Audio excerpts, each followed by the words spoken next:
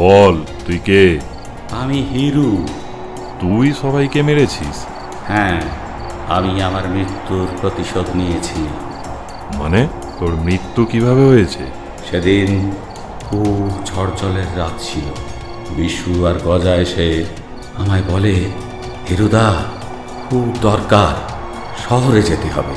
আমি প্রথমে রাজি হইনি, কিন্তু ওরা বারবার বলায় আমি রাজি হয়ে যাই যেতে। কিন্তু নৌকায় যেতে যেতে ওদের কথা শুনে আমার কেমন সন্দেহ হয়। এই, তোরা কি গ্রামের জিনিস চুরি করে শহরের হাটে বিক্রি করতে যাচ্ছিস, তাই না? আরে না হিরুদা, সেরকম কিছু নয়। এই, তোদের ওই ঝোলায় কি আছে রে? ও কিছু নয় গো হিরুদা। বল বলছি, নাহলে কাল গ্রামে গিয়ে সবাইকে বলে দেব।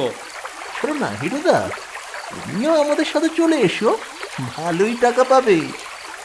কি, তোরা এই গ্রামের গরিব মানুষগুলোর থেকে জিনিস চুরি করে শহরের হাটে বিক্রি করিস? তোদের লজ্জা করে না?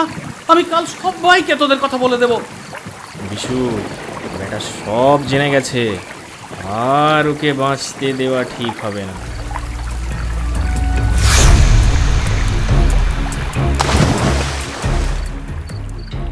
এরপরেও ওরা গ্রামের হাঁস মুরগি চুরি করে শহরে বিক্রি করে আসে।